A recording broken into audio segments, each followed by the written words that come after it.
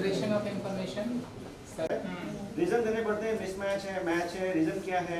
Compliance cases अभी आए हैं मेरे पास, मेरे 50 से ऊपर केसेस होंगे जिसमें हमने आरई को नोटिस इशू किया है कि भाई आपसे अगर ये रिलेटेड इन्फॉर्मेशन कॉल पर की गई थी तो आपने क्यों नहीं किया है, तो आप उसको अभी दे दें ताकि जो आप केसेस सेलेक्ट होंगे उसमें तो हम वो इन्फॉर्मेशन को यूटिलाइज कर पाएँ।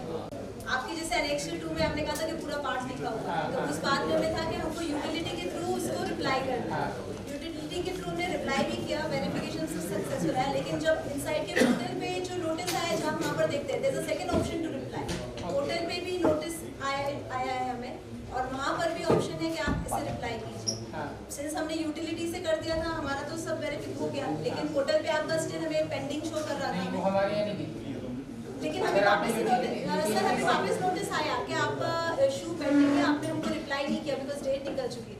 डिन नंबर बिना डिन नंबर के कोई नोटिस इशू नहीं हो सकता आज की तारीख में। जो मेरे पास है इशूज 2-3 तरह के इशूज हैं। एक क्या है कि जो ई वेरिफिकेशन का केसेस है वो है, सेकंड एक कंप्लायंस केसेस खूब सारी है। कंप्लायंस केसेस में वो केसेस हैं जो जैसे पिछले साल वेरिफिकेशन में केसेस सेलेक्ट हुए और उसमें आपने कोई एसएफटी से रिलेटेड कोई इन्फॉर्मेशन दी आपने और उस एसएससी का जब हम ई वेरिफिकेशन कर रहे हैं, हमारी वेरिफिकेशन हमने किया है और आपको हमने नोटिस इशू किए। कंप्लायंस केसेस अभी आए हैं मेरे पास, मेरे 50 से ऊपर केसेस होंगे जिसमें हमने आरई को नोटिस इशू किया है कि भाई आपसे अगर ये रिलेटेड इन्फॉर्मेशन कॉल पर की गई थी तो आपने क्यों नहीं किया है, तो आप उसको अभी दे दें ताकि जो आप केसेस सेलेक्ट होंगे उसमें तो हम वो इन्फॉर्मेशन को यूटिलाइज कर पाएँ। ऐसे हुआ कि ऐसे मैंने मेरे यहाँ तो नहीं रहा है, मैंने सबमिट कर दिया, फिर उनको मैंने बुलाया था लेडी आई थी, जब मैंने अपनी साइड से बड़े साहब एक छोटा सा वो भाई इस साल आपको इस पर्टिकुलर ITDR में कोई रिपोर्टेबल ट्रांजेक्शन नहीं है, जैसे ही आप PR फाइल कर देते हो इसको प्रिलिमिनरी रिस्पॉन्स बोलते हैं, तो हमें पता चल जाता है। गलती से अगर आपका केस मेरे पास आ भी जाएगा कि इस केस ये नॉन फाइलर है और इसको 133(6) आप इशू करो, तो मैं कम से कम उसमें नहीं करने की स्थिति में होऊंगा, मैं उन केसेस में नोटिस इशू नहीं करूंगा। क्यों? क्योंकि आपके द्वारा मुझे इन्फॉर्मेशन दे दी गई है कि नहीं इस साल आपके कोई रिपोर्टेबल ट्रांजेक्शन नहीं है। जब रिपोर्टेबल ट्रांजेक्शन आपके नहीं है तो फिर आप ज़बरदस्ती थोड़ी ना फाइल करोगे ऐसे। तो मैं प्लीज़ PR फाइल करिए, ऐसे मत फाइल करिए बट PR फाइल करिए, क्योंकि होता क्या है कि 133(6) एक बार मैं इशू कर देता हूँ आपको, तो 133(6) इशू करने के बाद क्या होता है कि आपके लिए कंपल्सन हो जाता है कि आपको SFT फाइल करनी है, PR से काम नहीं होगा।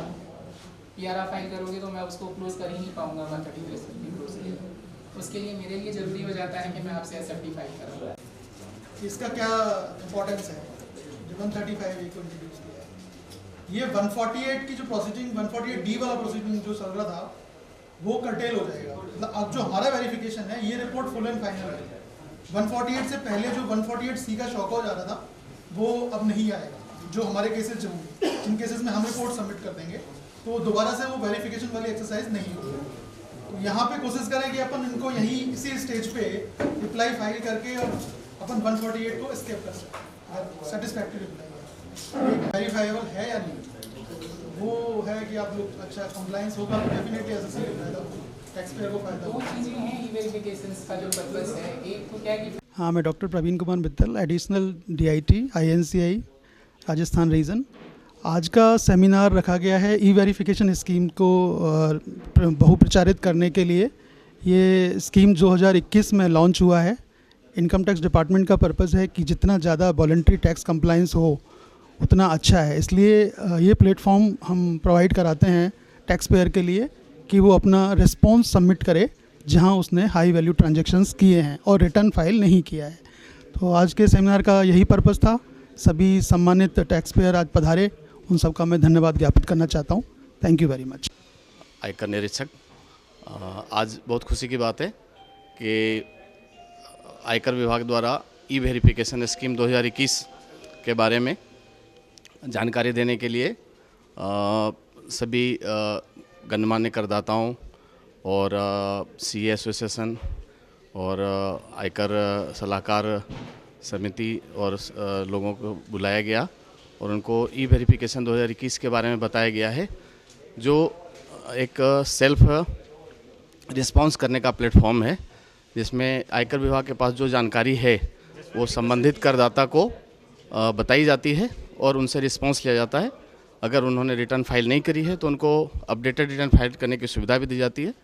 तो मेरा ये निवेदन है कि आप सभी जो ई वेरिफिकेशन 2021 के तहत जो नोटिस दिया जाता है आप उसका रिस्पॉन्स ज़रूर करें। ज़्यादातर ई वेरिफिकेशन स्कीम में वैसे केसेज आते हैं जिन करदाताओं ने अपनी रिटर्न नहीं भरी है या रिटर्न भरी है और अपने संबंधित फाइनेंशियल ट्रांजैक्शन को नहीं बताया है, तो उनको उन केसेज में ज़्यादातर ई वेरिफिकेशन के नोटिस जाते हैं और उनको रिप्लाई करना चाहिए और जो अपने उनसे संबंधित सूचना है उसको कंफर्म करना चाहिए। और अगर रिटर्न फाइल नहीं करी है तो अपडेटेड रिटर्न फाइल कर सकते हैं। इंस्पेक्टर, मतलब जो भी पर्सन अपनी रिटर्न भर रहे हैं एक बार उसको ई वेरीफाई ढंग से कर लें। अगर ई वेरीफाई नहीं करते तो उनके रिटर्न इनवैलिड कहलाती है। तो इनवैलिड कहलाने पे फिर वो अगले साल फिर वो कहते हैं कि मतलब मेरा ये हो गया वो हो गया, तो मतलब थोड़ा सा अपना टाइम दे दें, उसको थोड़ा सा ई वेरीफाई कर दें। नहीं होता है तो उसको जो भी कॉपी है उसकी एक्नॉलेजमेंट की उसको एक बार वहाँ पे बेंगलोर भिजवा दें प्लीज़। बस इतना ही है, वो थोड़ा है। और रिटर्न भरना सबको ज़रूरी है थोड़ा सा। Thank you. जय हिंद, जय मेवाड़। प्लीज़ मेरे YouTube चैनल को सब्सक्राइब जरूर करें। Thank you.